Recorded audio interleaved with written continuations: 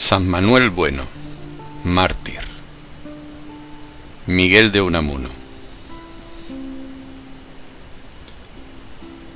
Si sólo en esta vida esperamos en Cristo, somos los más miserables de los hombres todos. San Pablo, Epístola a los Corintios 1, 15, 19.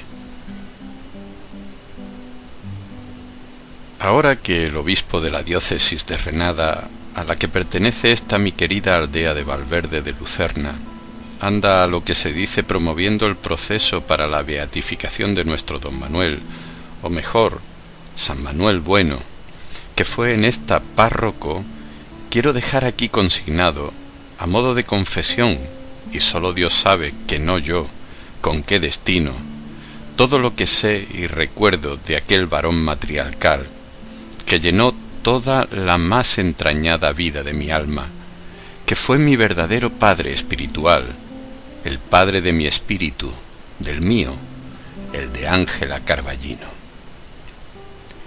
Al otro, a mi padre carnal y temporal, apenas si le conocí, pues se me murió siendo yo muy niña.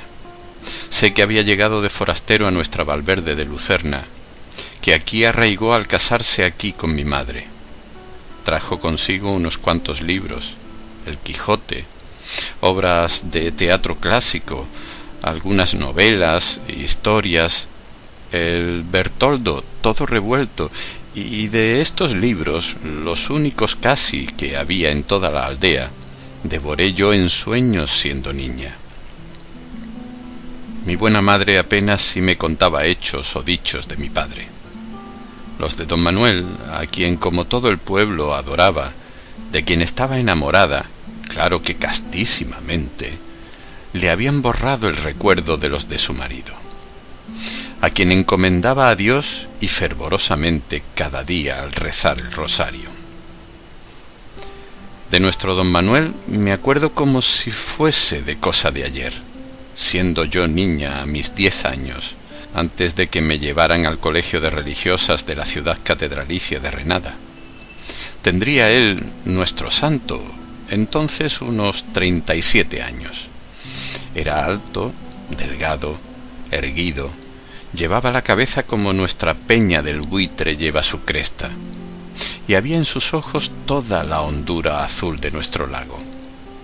Se llevaba las miradas de todos, y tras ellas los corazones. Y él, al mirarnos, parecía, traspasando la carne como un cristal, mirarnos al corazón. Todos le queríamos, pero sobre todo los niños. ¡Qué cosas nos decía! Eran cosas, no palabras. Empezaba el pueblo a olerle la santidad. Se sentía lleno y embriagado de su aroma. Entonces fue cuando mi hermano Lázaro, que estaba en América, de donde nos mandaba regularmente dinero con que vivíamos en decorosa holgura, hizo que mi madre me mandase al colegio de religiosas a que se completara fuera de la aldea mi educación, y esto, aunque a él, a Lázaro, no le hiciesen mucha gracia las monjas. Pero como ahí, nos escribía, no hay hasta ahora que yo sepa colegios laicos y progresivos, y menos para señoritas, hay que atenerse a lo que haya. Lo importante es que Angelita se pula y que no siga entre esas zafias aldeanas. Y entré en el colegio pensando en un principio hacerme en él maestra, pero luego se me atragantó la pedagogía. En el colegio conocía a niñas de la ciudad e intimé con alguna de ellas, pero seguía atenta a las cosas y a las gentes de nuestra aldea, de la que recibía frecuentes noticias y tal vez alguna visita. Y hasta el colegio llegaba la fama de nuestro párroco, de quien empezaba a hablarse en la ciudad episcopal. Las monjas no hacían sino interrogarme respecto a él. Desde muy niña alimenté no sé bien cómo, curiosidades, preocupaciones e inquietudes, debidas en parte al menos a aquel revoltijo de libros de mi padre, y todo ello se me medró en el colegio, en el trato, sobre todo con una compañera que se me aficionó desmedidamente y que unas veces me proponía que entrásemos juntas a la vez en un mismo convento, jurándonos y hasta afirmando el juramento con nuestra sangre, hermandad perpetua, y otras veces me hablaba con los ojos semicerrados de novios y de aventuras matrimoniales. Por cierto, que no he vuelto a saber de ella ni de su suerte. Y eso que cuando se hablaba de nuestro don Manuel, o cuando mi madre me decía algo de él en sus cartas, y era en casi todas, que yo leía a mi amiga, ésta exclamaba como en arrobo: «¡Qué suerte, chica, la de poder vivir cerca de un santo así, de un santo vivo, de carne y hueso, y poder besarle la mano! Cuando vuelvas a tu pueblo, escríbeme mucho, mucho, y cuéntame de él». Pasé en el colegio unos 5 años, que ahora se me pierden como un sueño de madrugada en la lejanía del recuerdo, y a los 15 volví a mi Valverde de Lucerna. Ya toda ella era don Manuel con el lago y con la montaña. Llegué ansiosa de conocerle, de ponerme bajo su protección, de que él me marcara el sendero de mi vida. Decíase que había entrado en el seminario para hacerse cura, con el fin de atender a los hijos de una su hermana recién viuda, de servirles de padre, que en el seminario se había distinguido por su agudeza mental y su talento, y que había rechazado ofertas de brillante carrera eclesiástica porque él no quería ser sino de su Valverde de Lucerna, de su aldea perdida como un broche entre el lago y la montaña que se mira en él. ¿Y cómo quería a los suyos? Su vida era arreglar matrimonios desavenidos, reducir a sus padres hijos indómitos, o reducir los padres a sus hijos, y sobre todo consolar a los amargados y atediados y ayudar a todos a bien morir. Me acuerdo, entre otras cosas, de que, al volver de la ciudad, la desgraciada hija de la tía Rabona, que se había perdido y volvió soltera y desahuciada, trayendo un hijito consigo, don Manuel no paró hasta que hizo que se casase con ella su antiguo novio Perote y reconociese como suya a la criaturita, diciéndole: «Mira, da padre a este pobre crío que no le tiene más que en el cielo». «Pero, don Manuel, si no es mía la culpa». «¿Quién lo sabe, hijo? ¿Quién lo sabe? Y sobre todo, no se trata de culpa». Y hoy el pobre Perote, inválido, paralítico, tiene como báculo y consuelo de su vida al hijo aquel que, contagiado de la santidad de don Manuel, reconoció por suyo no siéndolo. En la noche de San Juan, la más breve del año, solían y suelen acudir a nuestro lago todas las pobres mujerucas y no pocos hombrecillos que se creen poseídos, endemoniados, y que parece no son sino histéricos y a la vez epilépticos. Y don Manuel emprendió la tarea de hacer él de lago, de piscina probática, y tratar de aliviarles, y si era posible de curarles. Y era tal la acción de su presencia, de sus miradas, y tal sobre todo la dulcísima autoridad de sus palabras, y sobre todo de su voz, ¡qué milagro de voz!, que consiguió curaciones sorprendentes, con lo que creció su fama, que atraía a nuestro lago y a él a todos los enfermos del contorno. Y alguna vez llegó una madre pidiéndole que hiciese un milagro en su hijo, a lo que contestó sonriendo tristemente: «No tengo licencia del señor obispo para hacer milagros». Le preocupaba sobre todo que anduviesen todos limpios. Si alguno llevaba un roto en su vestidura, le decía: «Anda a ver al sacristán y que te remiende eso». El sacristán era sastre. Y cuando el día 1 de año iban a felicitarle por ser el de su santo patrono era el mismo Jesús nuestro Señor, quería don Manuel que todos se le presentasen con camisa nueva, y al que no la tenía se la regalaba él mismo. Por todos mostraba el mismo afecto, y si a algunos distinguía más con él, era a los más desgraciados y a los que aparecían como más díscolos. Y como hubiera en el pueblo un pobre idiota de nacimiento, Blasillo el bobo, a este es a quien más acariciaba, y hasta llegó a enseñarle cosas que parecía milagro que las hubiese podido aprender. Y es que el pequeño rescoldo de inteligencia que aún quedaba en el bobo se le encendía en imitar como un pobre mono a su don Manuel. Su maravilla era la voz, una voz divina que hacía llorar. Y cuando al oficiar en misa mayor o solemne entonaba el prefacio, estremecíase la iglesia, y todos los que le oían sentíanse conmovidos en sus entrañas. Su canto, saliendo del templo, iba a quedarse dormido sobre el lago y al pie de la montaña. Y cuando en el sermón del Viernes Santo clamaba aquello de Dios mío, ¿por qué me has abandonado?, pasaba por el pueblo todo un temblor hondo como por sobre las aguas del lago en días de cierzo de hostigo. Y era como si oyesen a nuestro Señor Jesucristo mismo, como si la voz brotara de aquel viejo crucifijo a cuyos pies tantas generaciones de madres habían depositado sus congojas. Como que una vez, al oírlo su madre, la de don Manuel, no pudo contenerse y desde el suelo del templo en que se sentaba gritó: «¡Hijo mío!», y fue un chaparrón de lágrimas entre todos. Creeríase que el grito maternal había brotado de la boca entreabierta de aquella dolorosa, el corazón traspasado por 7 espadas, que había en una de las capillas del templo. Luego Blasillo el tonto iba repitiendo en tono patético por las callejas y como en eco el Dios mío, ¿por qué me has abandonado?», y de tal manera que al oírselo se les saltaban a todos las lágrimas, con gran regocijo del bobo por su triunfo imitativo. Su acción sobre las gentes era tal que nadie se atrevía a mentir ante él, y todos, sin tener que ir al confesionario, se confesaban. A tal punto que, como hubiese una vez ocurrido un repugnante crimen en una aldea próxima, el juez, un insensato que conocía mal a don Manuel, le llamó y le dijo: «A ver si usted, don Manuel, consigue que este bandido declare la verdad». «¿Para que luego pueda castigársele?», replicó el santo varón. «No, señor juez, no. Yo no saco a nadie una verdad que le lleve acaso a la muerte. Allá entre él y Dios. La justicia humana no me concierne. No juzguéis para no ser juzgados», dijo nuestro Señor.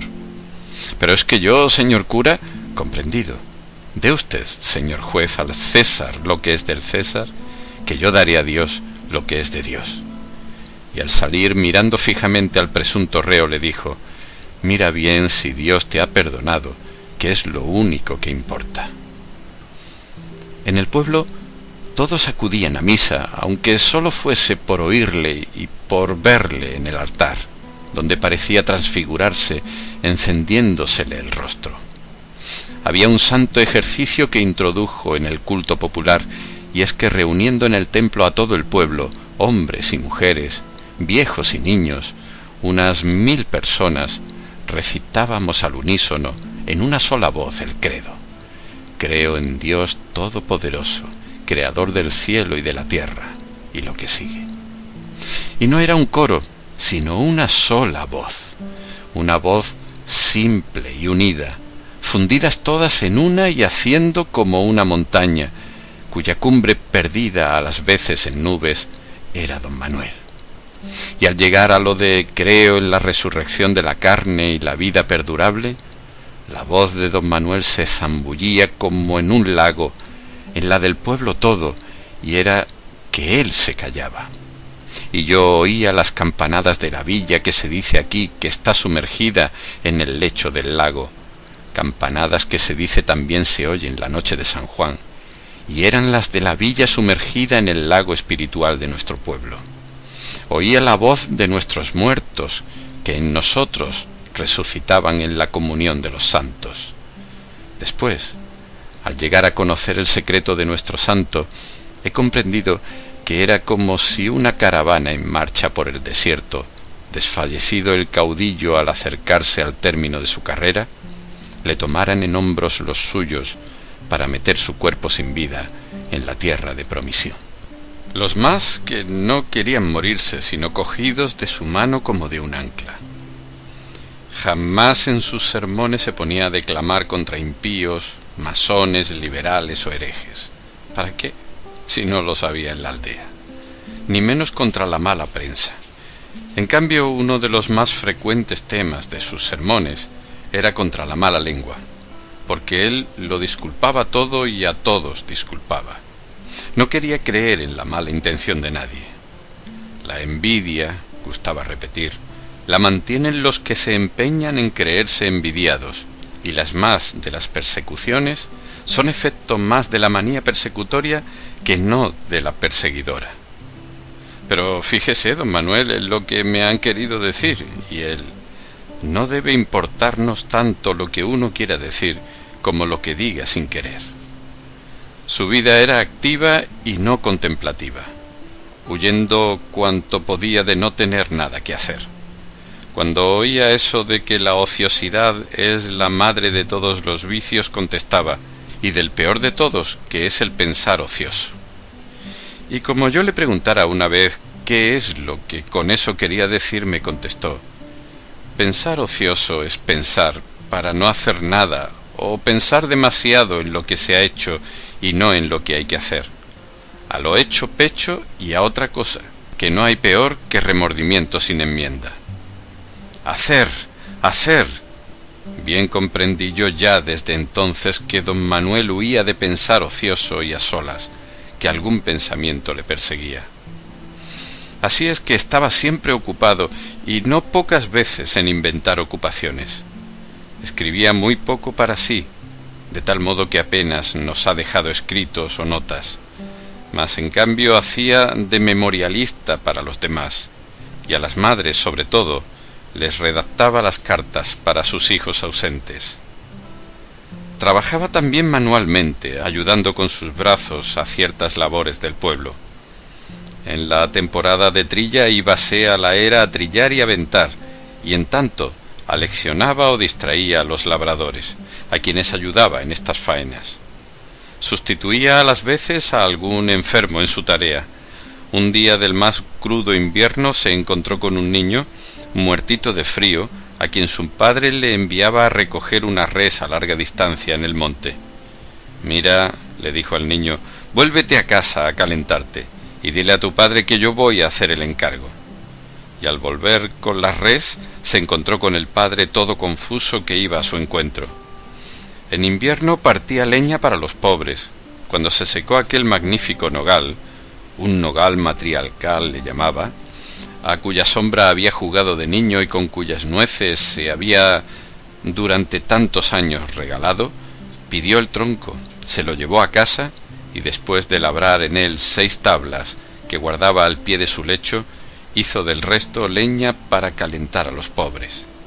Solía hacer también las pelotas para que jugaran los mozos y no pocos juguetes para los niños. Solía acompañar al médico en su visita y recalcaba las prescripciones de éste.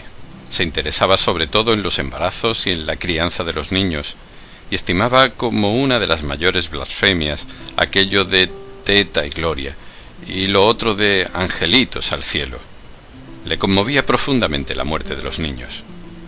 Un niño que nace muerto o que se muere recién nacido y un suicidio, me dijo una vez, son para mí de los más terribles misterios. Un niño en cruz. Y como una vez, por haberse quitado uno la vida, le preguntara el padre del suicida a un forastero si le daría tierra sagrada, le contestó: seguramente, pues en el último momento, en el segundo de la agonía, se arrepintió sin duda alguna. Iba también a menudo a la escuela a ayudar al maestro, a enseñar con él, y no solo el catecismo. Y es que huía de la ociosidad y de la soledad, de tal modo que por estar con el pueblo y sobre todo con el mocerío y la chiquillería solía ir al baile. Y más de una vez se puso en él a tocar el tamboril para que los mozos y las mozas bailasen. Y esto que en otro hubiera parecido grotesca profanación del sacerdocio, en él tomaba un sagrado carácter y como de rito religioso. Sonaba el ángelus, dejaba el tamboril y el palillo, se descubría y todos con él y rezaba: el ángel del Señor anunció a María, Ave María, y luego, y ahora a descansar para mañana. Lo primero, decía, es que el pueblo esté contento, que estén todos contentos de vivir. El contentamiento de vivir es lo primero de todo. Nadie debe querer morirse hasta que Dios quiera. Pues yo sí, le dijo una vez una recién viuda, yo quiero seguir a mi marido. ¿Y para qué?, le respondió. Quédate aquí para encomendar su alma a Dios. En una boda dijo una vez: Ay, si pudiese cambiar el agua toda de nuestro lago en vino, en un vinillo que por mucho que de él se bebiera alegrara siempre sin emborrachar nunca, o por lo menos con una borrachera alegre. Una vez pasó por el pueblo una banda de pobres titiriteros. El jefe de ella, que llegó con la mujer gravemente enferma y embarazada y con 3 hijos que le ayudaban, hacía de payaso. Mientras él estaba en la plaza del pueblo haciendo reír a los niños y aun a los grandes, ella, sintiéndose de pronto gravemente indispuesta, se tuvo que retirar y se retiró escoltada por una mirada de congoja del payaso y una risotada de los niños, y escoltada por don Manuel, que luego en un rincón de la cuadra de la posada le ayudó a bien morir. Y cuando acabada la fiesta supo el pueblo y supo el payaso la tragedia, fuéronse todos a la posada, y el pobre hombre, diciendo con llanto en la voz: «Bien se dice, señor cura, que es usted todo un santo», se acercó a éste queriendo tomarle la mano para besársela. Pero don Manuel se adelantó y tomándosela al payaso pronunció ante todos: «El santo eres tú, honrado payaso. Te vi trabajar y comprendí que no sólo lo haces para dar pan a tus hijos, sino también para dar alegría a los de los otros. Y yo te digo que tu mujer, la madre de tus hijos, a quien he despedido a Dios mientras trabajabas y alegrabas, descansa en el Señor, y que tú irás a juntarte con ella, y a que te paguen riendo los ángeles a los que haces reír en el cielo de contento». Y todos, niños y grandes, lloraban y lloraban tanto de pena como de un misterioso contento en que la pena se ahogaba. Y más tarde, recordando aquel solemne rato, he comprendido que la alegría imperturbable de don Manuel era la forma temporal y terrena de una infinita y eterna tristeza que con heroica santidad recataba a los ojos y a los oídos de los demás. Con aquella su constante actividad, con aquel mezclarse con las tareas y en las diversiones de todos, parecía querer huir de sí mismo, querer huir de su soledad. «Le temo a la soledad», repetía. Mas aún así, de cuando en cuando se iba solo, orilla del lago, a las ruinas de aquella vieja abadía donde aún parecen reposar las almas de los piadosos cistercienses a quienes ha sepultado en el olvido la historia. Allí está la celda del llamado Padre Capitán, y en sus paredes se dice que aún quedan señales de las gotas de sangre con que las salpicó al mortificarse. ¿Qué pensaría allí nuestro don Manuel? Lo que sí recuerdo es que como una vez, hablando de la abadía, le preguntase yo cómo era que no se le había ocurrido ir al claustro, me contestó: «No es sobre todo porque tenga como tengo mi hermana viuda y mis sobrinos a quienes sostener, que Dios ayuda a sus pobres, sino porque yo no nací para ermitaño, para anacoreta. La soledad me mataría el alma, y en cuanto a un monasterio, mi monasterio es Valverde de Lucerna. Yo no debo vivir solo, yo no debo morir solo, debo vivir para mi pueblo, morir para mi pueblo. ¿Cómo voy a salvar mi alma si no salvo la de mi pueblo?» «Pero es que ha habido santos ermitaños, solitarios», le dije. «Sí, a ellos les dio el Señor la gracia de soledad que a mí me ha negado, y tengo que resignarme. Yo no puedo perder a mi pueblo para ganarme el alma. Así me ha hecho Dios. Yo no podría soportar las tentaciones del desierto.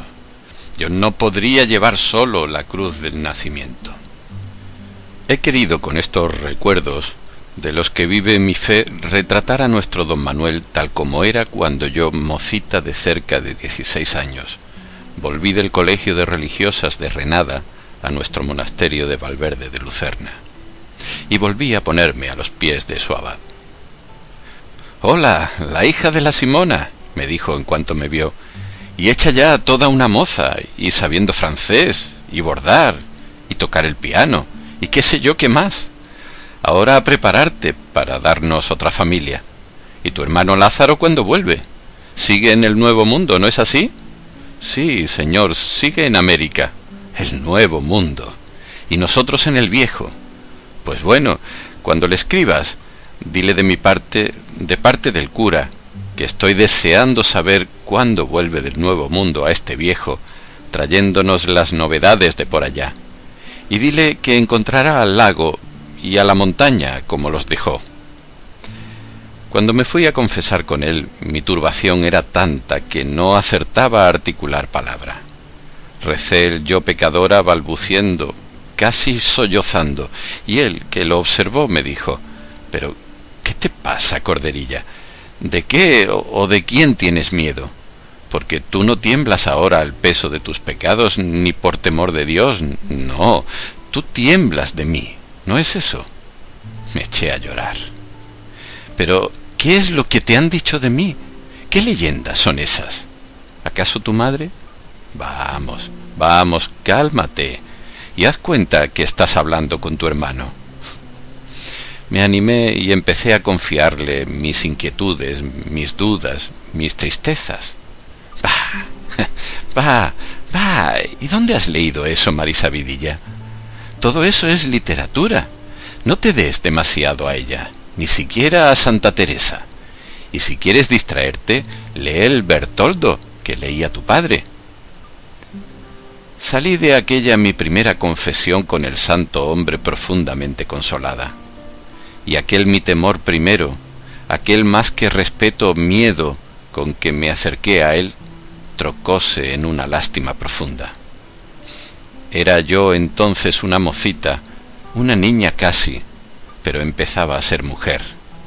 Sentía en mis entrañas el jugo de la maternidad, y al encontrarme en el confesionario junto al santo varón, sentí como una callada confesión suya en el susurro sumiso de su voz. Y recordé cómo cuando al clamar él en la iglesia las palabras de Jesucristo: Dios mío, ¿por qué me has abandonado?», su madre, la de don Manuel, respondió desde el suelo: «Hijo mío», y oí ese grito que desgarraba la quietud del templo, y volví a confesarme con él para consolarle. Una vez que en el confesionario les puse una de aquellas dudas, me contestó: «A eso ya sabes, lo del catecismo». «Eso no me lo preguntéis a mí, que soy ignorante. Doctores tiene la Santa Madre Iglesia que os sabrán responder». «Pero si el doctor aquí es usted, don Manuel». Yo, doctor, yo, ni por pienso. Yo, doctorcilla, no soy más que un pobre cura de aldea. Y esas preguntas, ¿sabes quién te las insinúa? ¿Quién te las dirige? Pues el demonio. Y entonces, envalentonándome, le espeté a boca de jarro: «¿Y si las dirigiese a usted, don Manuel?». «¿A quién? ¿A mí? ¿Y el demonio?». «No nos conocemos, hija, no nos conocemos». «¿Y si se las dirigiera?». No le haría caso. Y basta, despachemos, que me están esperando unos enfermos de verdad». Me retiré, pensando, no sé por qué, que nuestro don Manuel, tan afamado curandero de endemoniados, no creía en el demonio.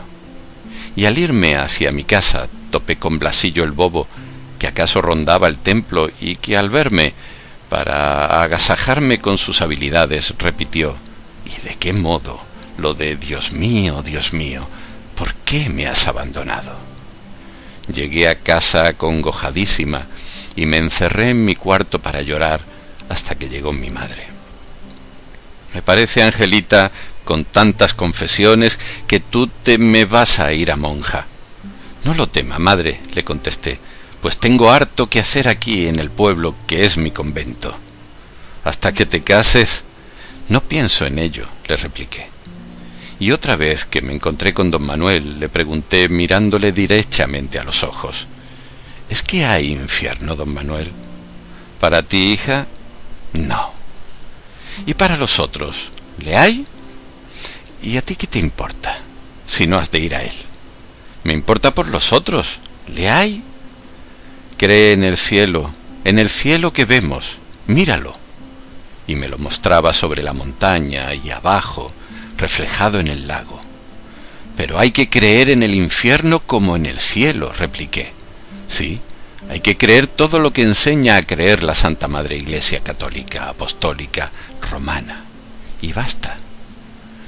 Leí no sé qué honda tristeza en sus ojos, azules como las aguas del lago.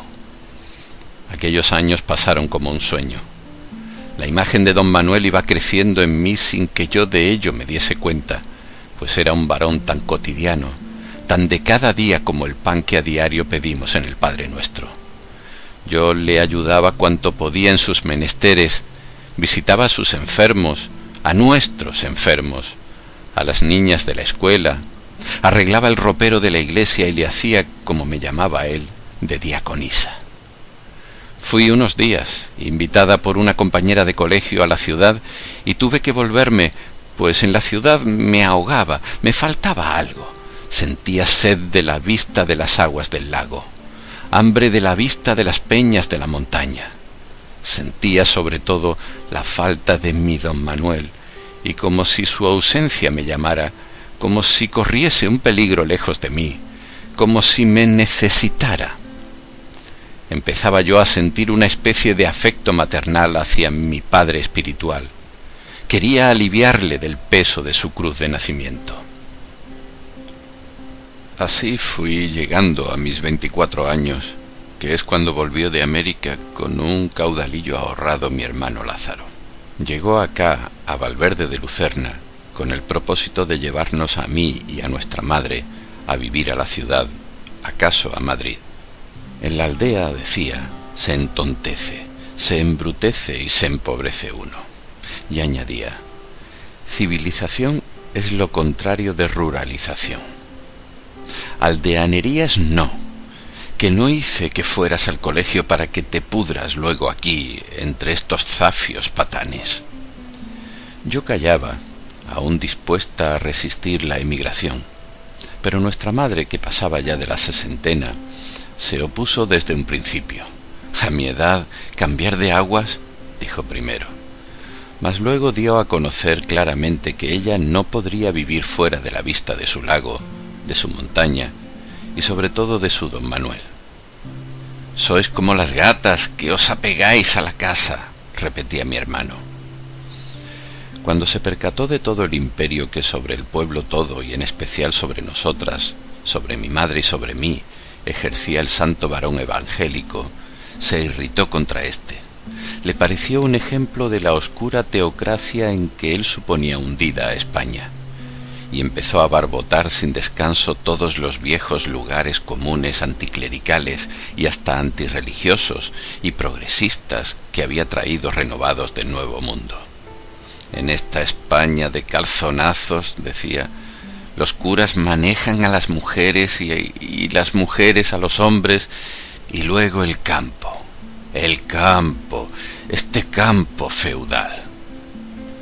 Para él, feudal era un término pavoroso. Feudal y medieval eran los dos calificativos que prodigaba cuando quería condenar algo. Le desconcertaba el ningún efecto que sobre nosotras hacían sus diatribas y el casi ningún efecto que hacían en el pueblo, donde se le oía con respetuosa indiferencia. A estos patanes no hay quien los conmueva. Pero como era bueno, por ser inteligente, pronto se dio cuenta de la clase de imperio que don Manuel ejercía sobre el pueblo, pronto se enteró de la obra del cura de la aldea. No es como los otros, decía, es un santo. Pero tú sabes cómo son los otros curas, le decía yo, y él, me lo figuro. Mas aún así, ni entraba en la iglesia ni dejaba de hacer alarde en todas partes de su incredulidad, aunque procurando siempre dejar a salvo a don Manuel. Y ya en el pueblo se fue formando, no sé cómo, una expectativa, la de una especie de duelo entre mi hermano Lázaro y don Manuel, o más bien se esperaba la conversión de aquel por éste. Nadie dudaba de que al cabo el párroco le llevaría a su parroquia. Lázaro, por su parte, ardía en deseos, me lo dijo luego, de ir a oír a don Manuel, de verle y oírle en la iglesia, de acercarse a él y con él conversar, de conocer el secreto de aquel su imperio espiritual sobre las almas, y se hacía de rogar para ello, hasta que al fin, por curiosidad, decía, fue a oírle. Sí, esto es otra cosa, me dijo luego de haberle oído. No es como los otros, pero a mí no me la da. Es demasiado inteligente para creer todo lo que tiene que enseñar. Pero ¿es que le crees un hipócrita?, le dije. ¿Hipócrita? No, pero es el oficio del que tiene que vivir. En cuanto a mí, mi hermano se empeñaba en que yo leyese de libros que él trajo y de otros que me incitaba a comprar. «Con que tu hermano Lázaro», me decía don Manuel, «se empeña en que leas, pues lee, hija mía, lee, y dale así gusto. Sé que no has de leer sino cosa buena. Lee aunque sean novelas. No son mejores las historias que llaman verdaderas. Vale más que leas que no el que te alimentes de chismes y comadrerías del pueblo. Pero lee sobre todo libros de piedad, que te den contento de vivir, un contento apacible y silencioso». ¿Le tenía él? Por entonces enfermó de muerte y se nos murió nuestra madre.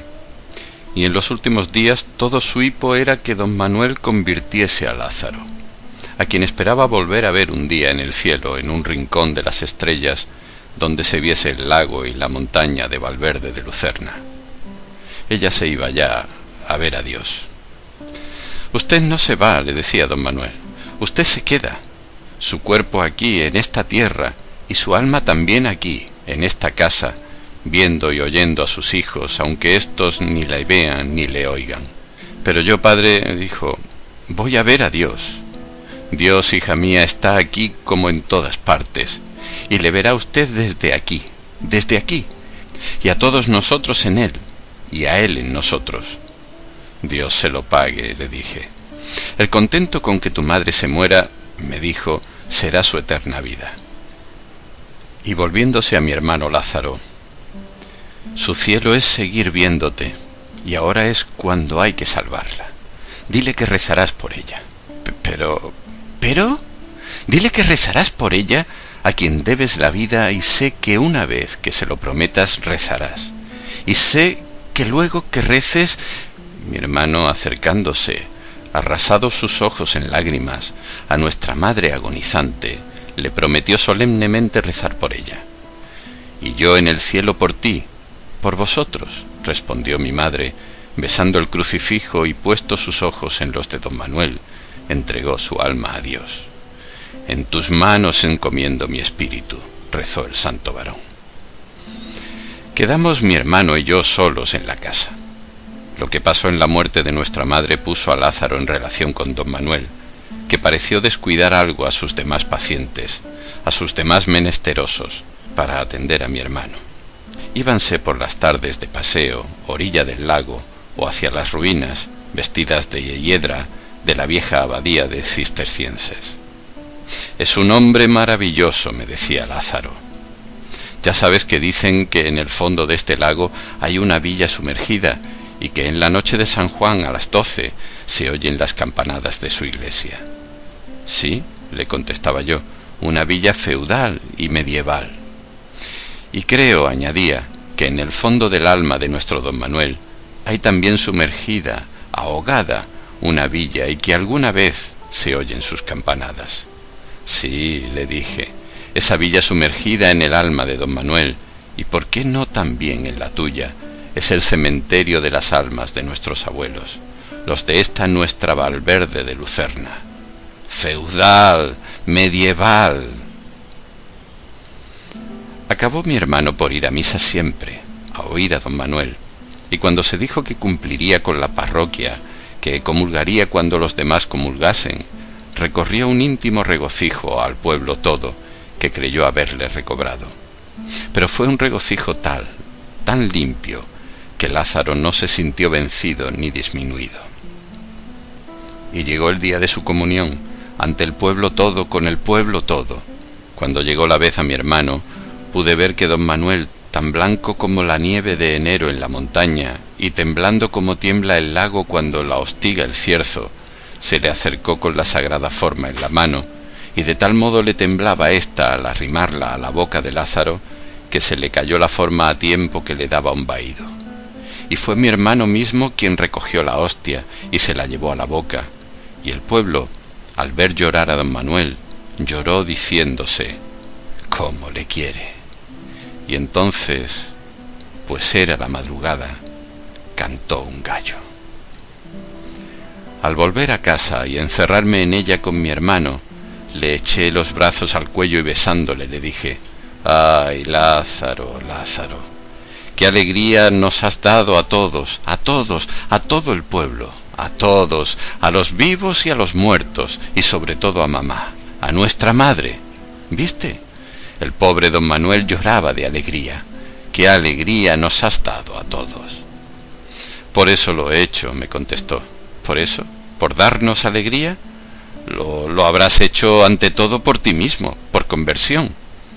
Y entonces Lázaro, mi hermano, tan pálido y tan tembloroso como don Manuel cuando le dio la comunión, me hizo sentarme en el sillón mismo donde solía sentarse nuestra madre, tomó huelgo y luego, como en íntima confesión doméstica y familiar, me dijo: «Mira, Angelita, ha llegado la hora de decirte la verdad, toda la verdad, y te la voy a decir porque debo decírtela, porque a ti no puedo, no debo callártela, y porque además habrías de adivinarla, y a medias, que es lo peor, más tarde o más temprano».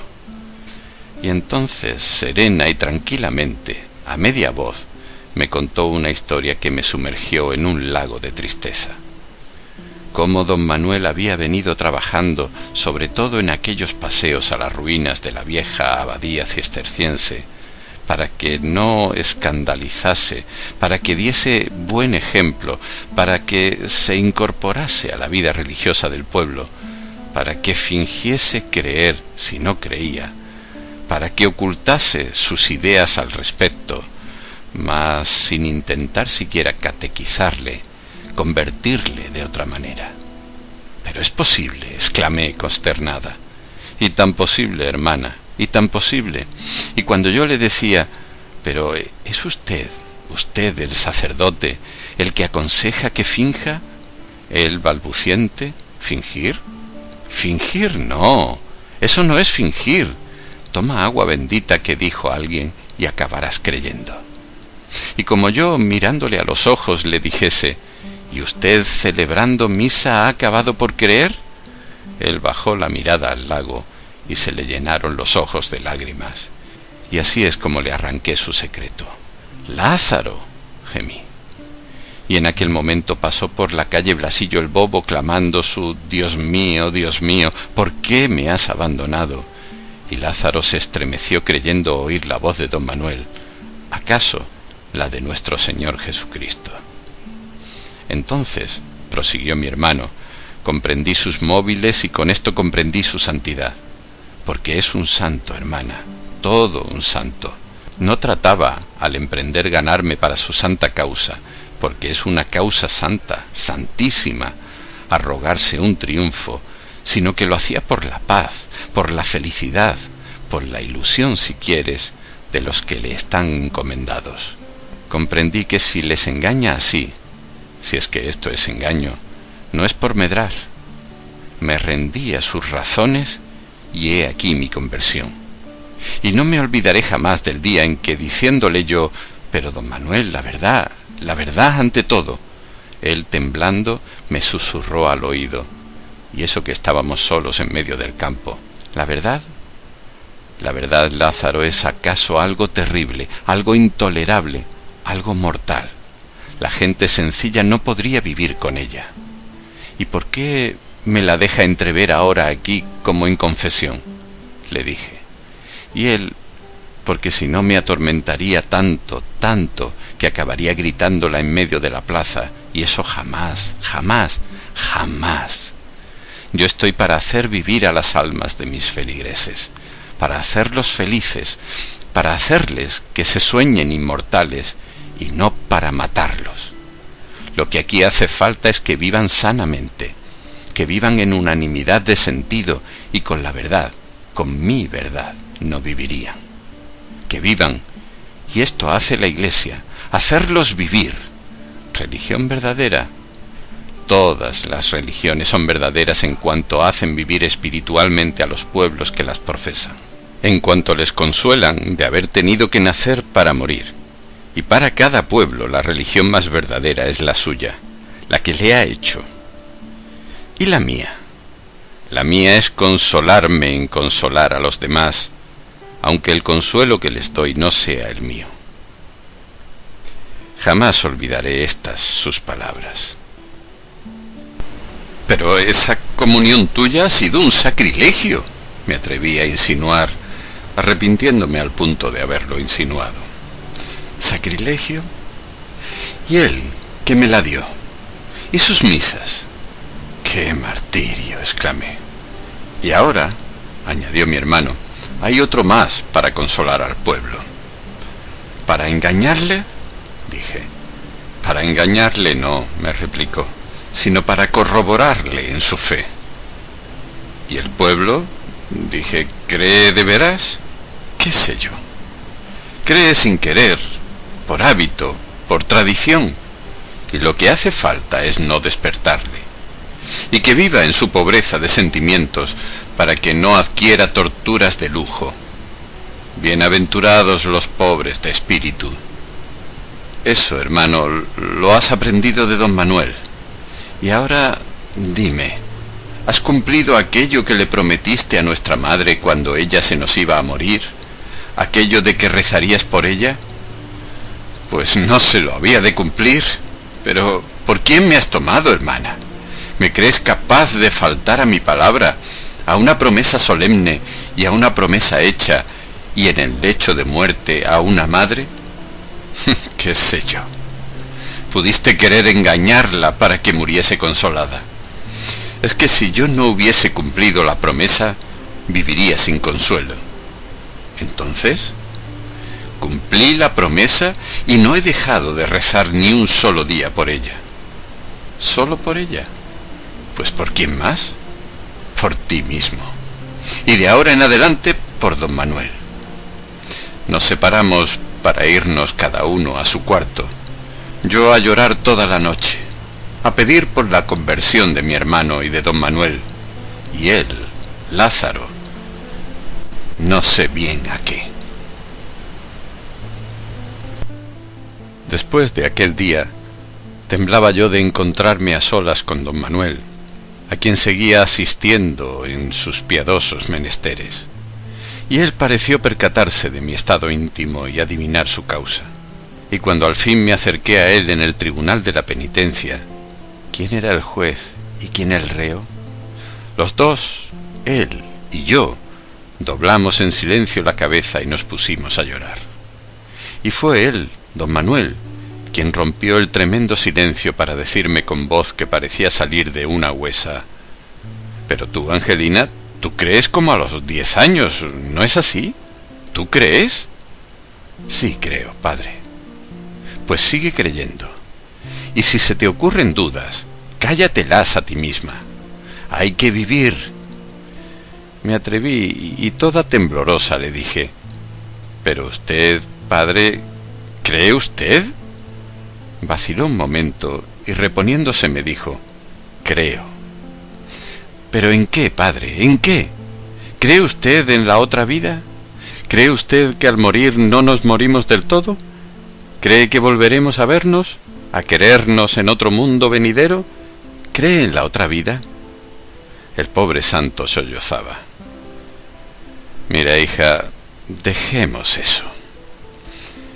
Y ahora, al escribir esta memoria, me digo, ¿por qué no me engañó? ¿Por qué no me engañó entonces como engañaba a los demás? ¿Por qué se acongojó?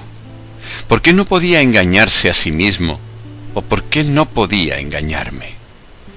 Y quiero creer que se acongojaba porque no podía engañarse para engañarme».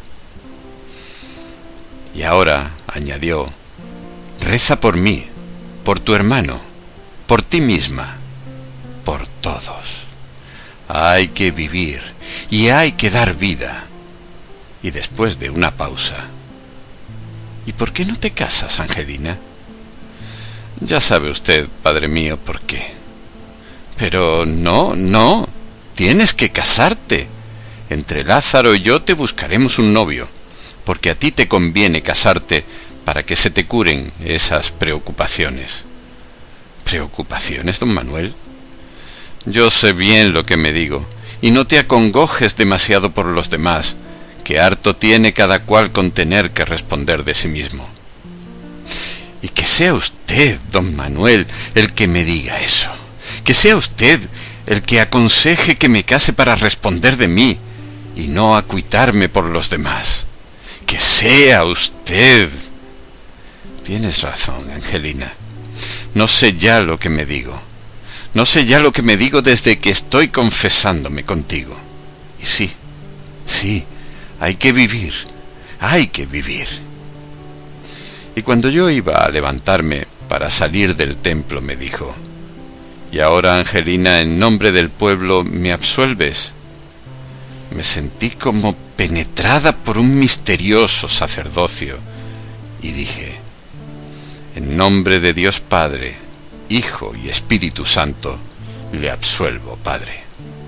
Y salimos de la iglesia, y al salir se me estremecían las entrañas maternales. Mi hermano, puesto ya del todo al servicio de la obra de don Manuel, era su más asiduo colaborador y compañero. Los anudaba además el común secreto. Le acompañaba en sus visitas a los enfermos, a las escuelas, y ponía su dinero a disposición del santo varón. Y poco faltó para que no aprendiera a ayudarle a misa. E iba entrando cada vez más en el alma insondable de don Manuel. «¡Qué hombre!», me decía. «Mira, ayer, paseando a orillas del lago, me dijo: «He aquí mi tentación mayor». Y como yo le interrogase con la mirada, añadió: «Mi pobre padre, que murió de cerca de 90 años, se pasó la vida, según me lo confesó él mismo, torturado por la tentación del suicidio, que le venía no recordaba desde cuándo. De nación, decía, y defendiéndose de ella. Y esa defensa fue su vida. Para no sucumbir a tal tentación extremaba los cuidados por conservar la vida. Me contó escenas terribles. Me parecía como una locura. Y yo la he heredado. ¿Y cómo me llama esa agua con su aparente quietud? La corriente va por dentro, que espeja al cielo. Mi vida, Lázaro, es una especie de suicidio continuo, un combate contra el suicidio, que es igual. Pero que vivan ellos, que vivan los nuestros». Y luego añadió: «Aquí se remansa el río en lago, para luego, bajando a la meseta, precipitarse en cascadas, saltos y torrenteras, por las hoces y encañadas, junto a la ciudad, y así remansa la vida aquí en la aldea. Pero la tentación del suicidio es mayor aquí, junto al remanso que espeja la noche de estrellas, que no junto a las cascadas que dan miedo. Mira, Lázaro, he asistido a bien morir a pobres aldeanos, ignorantes, analfabetos que apenas si habían salido de la aldea, y he podido saber de sus labios, y cuando no adivinarlo, la verdadera causa de su enfermedad de muerte. Y he podido mirar allí, a la cabecera de su lecho de muerte, toda la negrura de la sima del tedio de vivir. 1000 veces peor que el hambre. Sigamos, pues, Lázaro, suicidándonos en nuestra obra y en nuestro pueblo, y que sueñe este vida como el lago sueña el cielo». Otra vez, me decía también mi hermano, cuando volvíamos acá vimos a una zagala, una cabrera que enhiesta sobre un picacho de la falda de la montaña, a la vista del lago, estaba cantando con una voz más fresca que las aguas de éste. Don Manuel me detuvo y señalándomela dijo: «Mira, parece como si se hubiera acabado el tiempo, como si esa zagala hubiese estado ahí siempre, y como está, y cantando como está, y como si hubiera de seguir estando así siempre, como estuvo cuando empezó mi conciencia, como estará cuando se me acabe. Esa zagala forma parte con las rocas, las nubes, los árboles, las aguas de la naturaleza y no de la historia. ¿Cómo siente? ¿Cómo anima don Manuel a la naturaleza? Nunca olvidaré el día de la nevada en que me dijo: ¿has visto, Lázaro, misterio mayor que el de la nieve cayendo en el lago y muriendo en él, mientras cubre con su toca a la montaña? Don Manuel tenía que contener a mi hermano en su celo y en su inexperiencia de neófito. Y como supiese que éste andaba predicando contra ciertas supersticiones populares, hubo de decirle: déjalos. Es tan difícil hacerles comprender dónde acaba la creencia ortodoxa y dónde empieza la superstición. Y más para nosotros. Déjalos, pues, mientras se consuelen. Vale más que lo crean todo, aun cosas contrarias entre sí, a no que no crean nada. Eso de que el que cree demasiado acaba por no creer nada es cosa de protestantes. No protestemos. La protesta mata el contento. Una noche de plenilunio, me contaba también mi hermano, volvía a la aldea por la orilla del lago, a cuya sobrehaz rizaba entonces la brisa montañosa, y en rizo cabrilleaban las razas de la luna llena, y don Manuel le dijo a Lázaro: mira, el agua está rezando la letanía, y ahora dice: Janua caeli ora pro nobis, puerta del cielo, ruega por nosotros. Y cayeron temblando de sus pestañas a la hierba del suelo dos huideras lágrimas, en que también, como en rocío, se bañó temblorosa la lumbre de la luna llena. E iba corriendo el tiempo, y observábamos mi hermano y yo que las fuerzas de don Manuel empezaban a decaer, que ya no lograba contener del todo la insondable tristeza que le consumía, que acaso una enfermedad traidora le iba minando el cuerpo y el alma. Y Lázaro, acaso para distraerle más, le propuso si no estaría bien que fundasen en la iglesia algo así como un sindicato católico agrario. ¿Sindicato?, respondió tristemente don Manuel. ¿Sindicato? ¿Y qué es eso? Yo no conozco más sindicato que la iglesia, y ya sabes aquello de mi reino no es de este mundo. Nuestro reino, Lázaro, no es de este mundo. ¿Y del otro? Don Manuel bajó la cabeza. El otro, Lázaro, está aquí también, porque hay dos reinos en este mundo. O mejor, el otro mundo. Vamos, que no sé lo que me digo. Y en cuanto a eso del sindicato, es en ti un resabio de tu época de progresismo. No, Lázaro, no.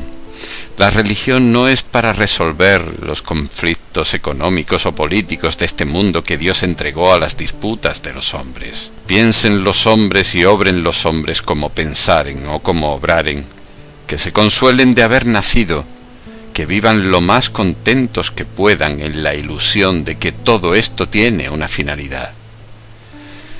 Yo no he venido a someter los pobres a los ricos, ni a predicar a estos que se sometan a aquellos.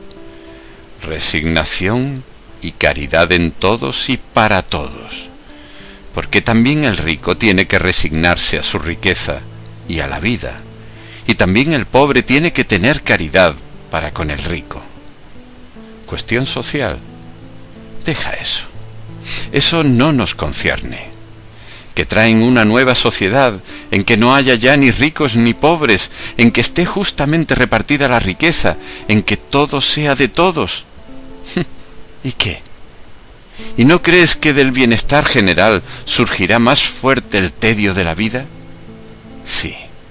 Ya sé que uno de esos caudillos de la que llaman la revolución social ha dicho que la religión es el opio del pueblo.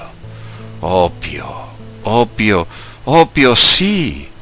Démosle opio, y que duerma, y que sueñe. Yo mismo con esta mi loca actividad me estoy administrando opio, y no logro dormir bien, y menos soñar bien. Esta terrible pesadilla. Y yo también puedo decir con el divino maestro. Mi alma está triste hasta la muerte. No, Lázaro, no, nada de sindicatos por nuestra parte. Si lo forman ellos, me parecerá bien, pues que así se distraen, que jueguen al sindicato, si eso les contenta. El pueblo todo observó que a don Manuel le menguaban las fuerzas, que se fatigaba.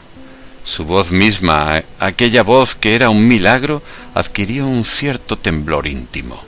Se le asomaban las lágrimas con cualquier motivo, y sobre todo cuando hablaba al pueblo del otro mundo, de la otra vida, tenía que detenerse a ratos cerrando los ojos.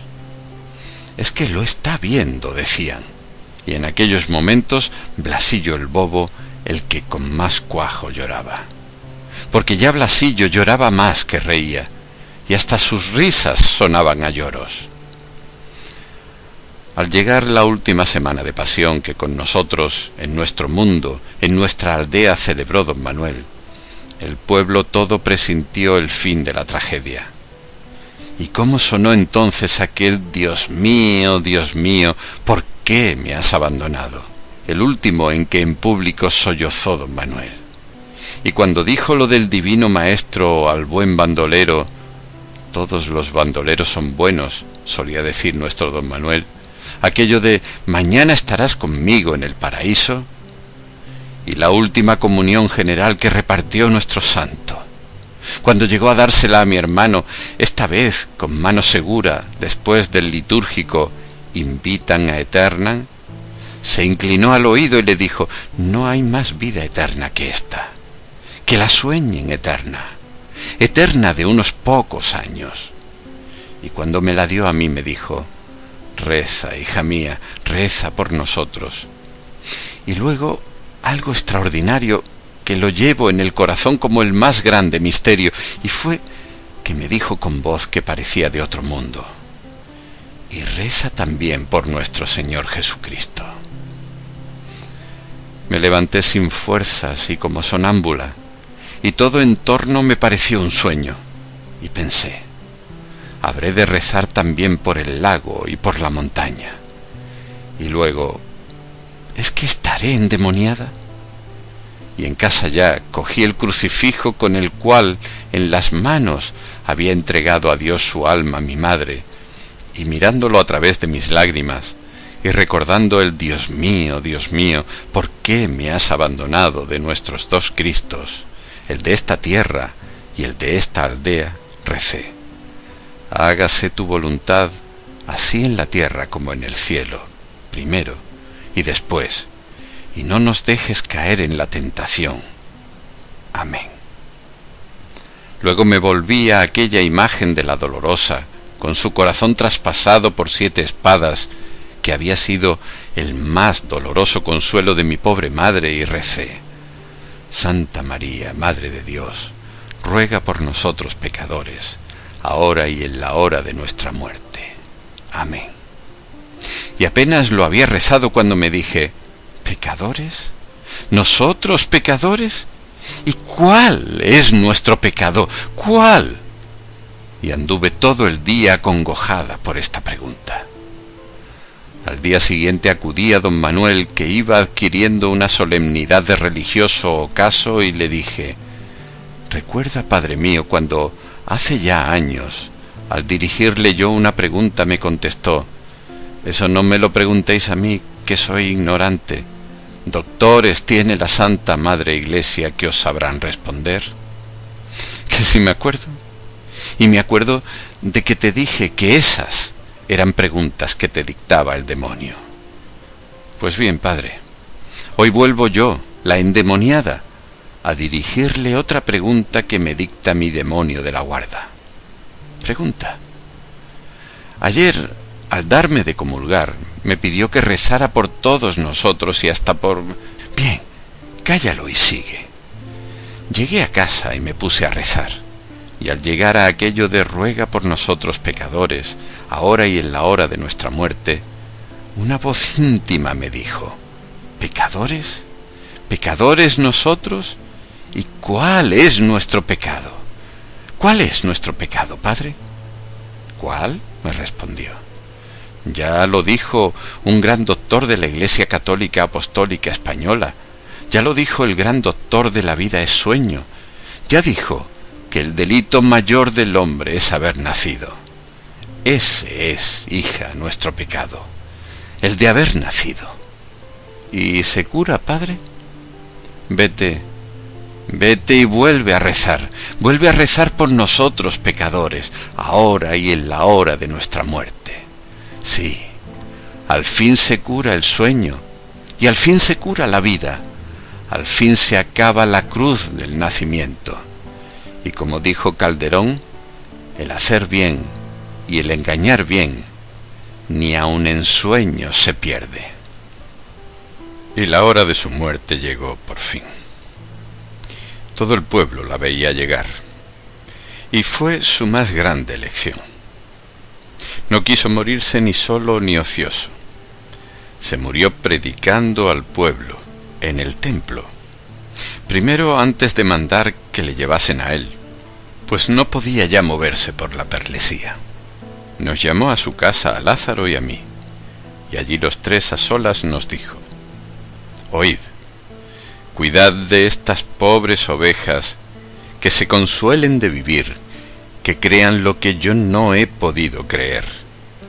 Y tú, Lázaro, cuando hayas de morir, muere como yo, como morirá nuestra Ángela, en el seno de la Santa Madre Católica Apostólica Romana, de la Santa Madre Iglesia de Valverde de Lucerna, bien entendido, y hasta nunca más ver, pues se acaba este sueño de la vida. Padre, Padre, gemí yo, no te aflijas, Ángela, y sigue rezando por todos los pecadores, por todos los nacidos, y que sueñen, qué ganas tengo de dormir, dormir sin fin, dormir por toda una eternidad sin soñar, olvidando el sueño. Cuando me entierren, que sea en una caja hecha con aquellas 6 tablas que tallé del viejo nogal, pobrecillo, a cuya sombra jugué de niño cuando empezaba a soñar.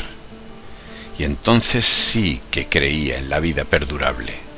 Es decir, me figuro ahora que creía entonces. Para un niño, creer no es más que soñar. Y para un pueblo, esas 6 tablas que tallé con mis propias manos, las encontraréis al pie de mi cama. Le dio un ahogo, y repuesto de él prosiguió: Recordaréis que cuando rezábamos todos en uno, en unanimidad de sentido, hechos pueblo, el credo, al llegar al final yo me callaba. Cuando los israelitas iban llegando al fin de su peregrinación por el desierto, el Señor les dijo a Aarón y a Moisés que por no haberle creído no meterían a su pueblo en la tierra prometida, y les hizo subir al monte de Hor, donde Moisés hizo desnudar a Aarón, que allí murió, y luego subió Moisés desde las llanuras de Moab al monte Nebo, a la cumbre del Frasga, enfrente de Jericó, y el Señor le mostró toda la tierra prometida a su pueblo, pero diciéndole a él: No pasarás allá. Y allí murió Moisés, y nadie supo su sepultura. Y dejó por caudillo a Josué. Sé tú, Lázaro, mi Josué, y si puedes detener al sol, deténle, y no te importe el progreso. Como Moisés, he conocido al Señor, nuestro supremo ensueño, cara a cara. Y ya sabes que dice la Escritura que el que le ve la cara a Dios, que el que le ve al sueño los ojos de la cara con que nos mira, se muere sin remedio y para siempre. Que no le vea pues la cara a Dios este nuestro pueblo mientras viva, que después de muerto ya no hay cuidado, pues no verá nada. Padre, Padre, Padre, volví a gemir, y él: Tú, Ángela, reza siempre, sigue rezando para que los pecadores todos sueñen hasta morir la resurrección de la carne y la vida perdurable. Yo esperaba y quién sabe, cuando le dio otro ahogo a don Manuel. Y ahora, añadió, ahora, en la hora de mi muerte, es hora de que hagáis que se me lleve en este mismo sillón a la iglesia para despedirme allí de mi pueblo que me espera. Se le llevó a la iglesia y se le puso en el sillón en el presbiterio al pie del altar. Tenía entre sus manos un crucifijo. Mi hermano y yo nos pusimos junto a él, pero fue Blasillo el bobo quien más se arrimó. Quería coger de la mano a don Manuel, besársela, y como algunos trataran de impedírselo, don Manuel les reprendió diciéndoles: «Dejadle que se me acerque. Ven, Blasillo, dame la mano». El bobo lloraba de alegría, y luego don Manuel dijo: «Muy pocas palabras, hijos míos, pues apenas me siento con fuerzas sino para morir, y nada nuevo tengo que deciros. Ya os lo dije todo. Vivid en paz y contentos, y esperando que todos nos veamos un día en la valverde de Lucerna que hay allí, entre las estrellas de la noche que se reflejan en el lago, sobre la montaña. Y rezad, rezad a María Santísima, rezad a nuestro Señor. Sed buenos, que esto basta. Perdonadme el mal que haya podido haceros sin quererlo y sin saberlo. Y ahora, después que os dé mi bendición, rezad todos a una el Padre Nuestro, el Ave María, la Salve y por último el Credo». Luego, con el crucifijo que tenía en la mano, dio la bendición al pueblo, llorando las mujeres y los niños, y no pocos hombres. Y enseguida empezaron las oraciones que don Manuel oía en silencio y cogido de la mano por Blasillo, que al son del ruego se iba durmiendo. Primero el Padre Nuestro con su «hágase tu voluntad», así en la tierra como en el cielo. Luego el Santa María con su «ruega por nosotros pecadores, ahora y en hora de nuestra muerte». A seguida la Salve con su «gimiendo y llorando en este valle de lágrimas». Y por último el Credo. Y al llegar a la resurrección de la carne y la vida perdurable, todo el pueblo sintió que su santo había entregado su alma a Dios, y no hubo que cerrarle los ojos, porque se murió con ellos cerrados. Y al ir a despertar a Blasillo, nos encontramos con que se había dormido en el Señor para siempre. Así que hubo que enterrar 2 cuerpos. El pueblo todo se fue enseguida a la casa del santo a recoger reliquias, a repartirse retazos de sus vestiduras, a llevarse lo que pudieran como reliquia y recuerdo del bendito mártir. Mi hermano guardó su breviario, entre cuyas hojas encontró desecada y como en un herbario una clavellina pegada a un papel, y en este una cruz con una fecha. Nadie en el pueblo quiso creer en la muerte de don Manuel. Todos esperaban verle a diario, y acaso le veían pasar a lo largo del lago y espejado en él, o teniendo por fondo la montaña. Todos seguían oyendo su voz, y todos acudían a su sepultura, en torno a la cual surgió todo un culto. Las endemoniadas venían ahora a tocar la cruz de nogal, hecha también por sus manos, y sacada del mismo árbol de donde sacó las 6 tablas en que fue enterrado. Y los que menos queríamos creer que se hubiese muerto, éramos mi hermano y yo. Él, Lázaro, continuaba la tradición del santo y empezó a redactar lo que le había oído, notas de que me he servido para esta mi memoria. Él me hizo un hombre nuevo, un verdadero Lázaro, un resucitado, me decía. Él me dio fe. ¿Fe?, le interrumpía yo. Sí, fe. Fe en el consuelo de la vida, fe en el contento de la vida. Él me curó de mi progresismo, porque hay, Ángela, 2 clases de hombres peligrosos y nocivos: los que, convencidos de la vida de ultratumba, de la resurrección de la carne, atormentan como inquisidores que son a los demás para que, despreciando esta vida como transitoria, se ganen la otra, y los que, no creyendo más que en éste, ¿Como acaso tú?, le decía yo. Y sí, y como don Manuel, pero no creyendo más que en este mundo esperan no sé qué sociedad futura y se esfuerzan en negarle al pueblo el consuelo de creer en otro. De modo que hay que hacer que vivan de la ilusión. El pobre cura que llegó a sustituir a don Manuel en el curato entró en Valverde de Lucerna abrumado por el recuerdo del santo, y se entregó a mi hermano y a mí para que le guiásemos. No quería sino seguir las huellas del santo, y mi hermano le decía: poca teología, poca teología, religión, religión. Y yo al oírselo me sonreía pensando si es que no era también teología lo nuestro. Yo empecé entonces a temer por mi pobre hermano. Desde que se nos murió don Manuel no cabía decir que viviese. Visitaba a diario su tumba y se pasaba horas muertas contemplando el lago. Sentía morriña de la paz verdadera. No mires tanto el lago, le decía yo. No, hermana, no temas. Es otro el lago que me llama. Es otra la montaña. No puedo vivir sin él. ¿Y el contento de vivir, Lázaro? ¿El contento de vivir? Eso para otros pecadores, no para nosotros que le hemos visto la cara a Dios, a quienes nos ha mirado con sus ojos el sueño de la vida. ¿Qué? ¿Te preparas para ir a ver a don Manuel? No, hermana, no.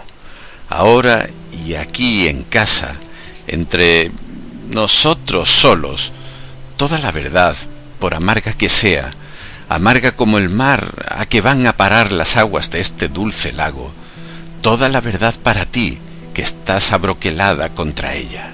No, Lázaro, esa no es la verdad. La mía sí. La tuya, pero ¿y la de la...?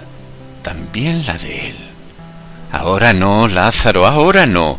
Ahora cree otra cosa. Ahora cree... Mira, Ángela, una de las veces en que al decirme don Manuel que hay cosas que aunque se las diga uno a sí mismo, debe callárselas a los demás, le repliqué que me decía eso por decírselas a él.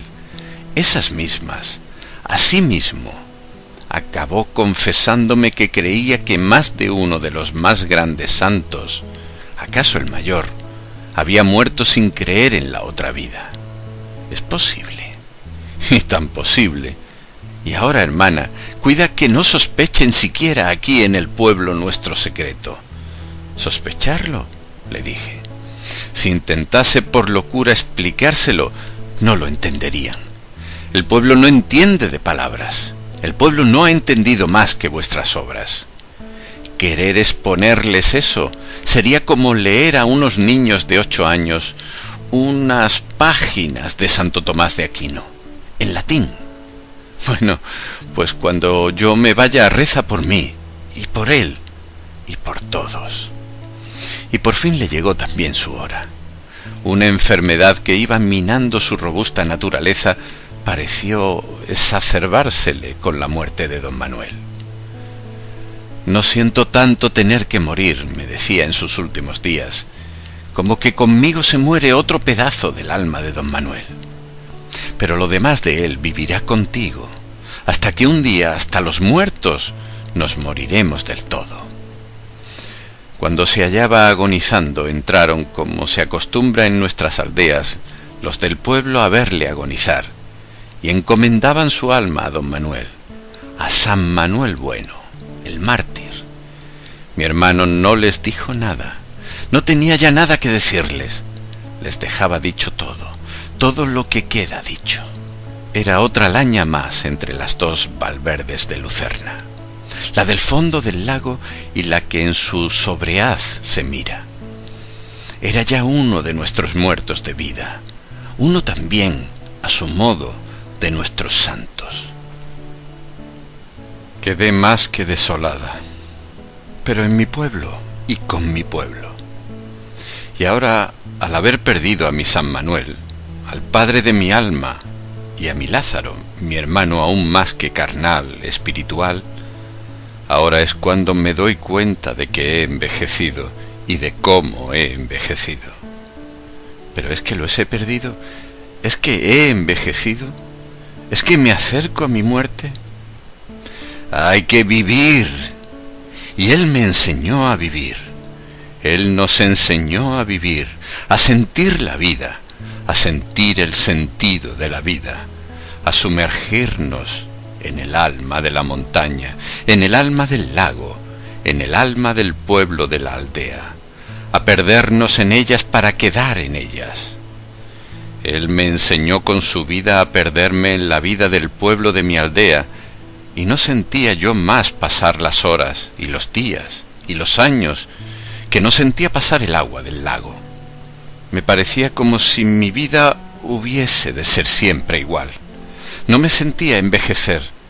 No vivía yo ya en mí, sino que vivía en mi pueblo, y mi pueblo vivía en mí. Yo quería decir lo que ellos, los míos, decían sin querer. Salía a la calle que era la carretera, y como conocía a todos, vivía en ellos y me olvidaba de mí, mientras que en Madrid, donde estuve alguna vez con mi hermano, como a nadie conocía, sentíame en terrible soledad y torturada por tantos desconocidos. Y ahora, al escribir esta memoria, esta confesión íntima de mi experiencia de la santidad ajena, creo que don Manuel Bueno, que mi San Manuel y que mi hermano Lázaro se murieron creyendo no creer lo que más nos interesa, pero sin creer creerlo, creyéndolo en la desolación activa y resignada. Pero, ¿por qué? Me he preguntado muchas veces. ¿No trató don Manuel de convertir a mi hermano también con su engaño, con una mentira, fingiéndose creyente sin serlo? Y he comprendido que fue porque comprendió que no le engañaría, que para con él no le serviría el engaño, que sólo con la verdad, con su verdad, le convertiría, que no habría conseguido nada si hubiese pretendido representar para con él una comedia, tragedia más bien, la que representaba para salvar al pueblo. Y así le ganó, en efecto, para su piadoso fraude. Así le ganó con la verdad de muerte a la razón de vida. Y así me ganó a mí, que nunca dejé transparentar a los otros su divino, su santísimo juego. Y es que creía y creo que Dios nuestro Señor, por no sé qué sagrados y no escudriñaderos designios, les hizo creerse incrédulos, y que acaso en el acabamiento de su tránsito se les cayó la venda. Y yo creo. Y al escribir esto ahora, aquí, en mi vieja casa materna, a mis más de 50 años, cuando empiezan a blanquear con mi cabeza mis recuerdos, está nevando, nevando sobre el lago, nevando sobre la montaña, nevando sobre las memorias de mi padre, el forastero, de mi madre, de mi hermano Lázaro, de mi pueblo, de mi San Manuel, y también sobre la memoria del pobre Blasillo, de mi San Blasillo, y que Él me ampare desde el cielo. Y esta nieve borra esquinas y borra sombras, pues hasta de noche la nieve alumbra. Y yo no sé lo que es verdad y lo que es mentira, ni lo que vi y lo que solo soñé, o mejor lo que soñé y lo que solo vi, ni lo que supe, ni lo que creí, ni sé si estoy traspasando a este papel tan blanco como la nieve mi conciencia, que en él se ha de quedar, quedándome yo sin ella. ¿Para qué tenerla ya? ¿Es que sé algo? ¿Es que creo algo? ¿Es que esto que estoy aquí contando ha pasado, y ha pasado tal y como lo cuento? ¿Es que pueden pasar estas cosas? ¿Es que todo esto es más que un sueño soñado dentro de otro sueño? ¿Seré yo, Ángela Carballino, hoy cincuentona, la única persona que en esta aldea se ve acometida de estos pensamientos extraños para los demás? Y estos, los otros, los que me rodean, ¿creen? ¿Qué es eso de creer? Por lo menos viven, y ahora creen en San Manuel Bueno, mártir, que sin esperar la inmortalidad los mantuvo en la esperanza de ella. Parece que el ilustrísimo señor obispo, el que ha promovido el proceso de beatificación de nuestro santo de Valverde de Lucerna, se propone escribir su vida, una especie de manual del perfecto párroco, y recoge para ello toda clase de noticias. A mí me las ha pedido con insistencia, ha tenido entrevistas conmigo, le he dado toda clase de datos, pero me he callado siempre el secreto trágico de don Manuel y de mi hermano. Y es curioso que él no lo haya sospechado, y confío en que no llegue a su conocimiento todo lo que en esta memoria dejo consignado. Les temo a las autoridades de la tierra, a las autoridades temporales, aunque sean las de la Iglesia. Pero aquí queda esto, y sea de su suerte lo que fuere. ¿Cómo vino a parar a mis manos este documento, esta memoria a Ángela Carballino? He aquí algo, lector, algo que debo guardar en secreto. Te lo doy tal y como a mí ha llegado, sin más que corregir pocas, muy pocas particularidades de redacción. Que se parece mucho a otras cosas que yo he escrito, esto nada prueba contra su objetividad, su originalidad. Y sé yo, además, si no he creado fuera de mí seres reales y efectivos, de alma inmortal, sé yo si aquel Augusto Pérez, el de Minibó la niebla, no tenía razón al pretender ser más real, más objetivo que yo mismo, que creía haberle inventado. De la realidad de este San Manuel bueno, mártir, tal como me lo ha revelado su discípula e hija espiritual Ángela Carballino, de esta realidad no se me ocurre dudar. Creo en ella más que creía el mismo santo. Creo en ella más que creo en mi propia realidad.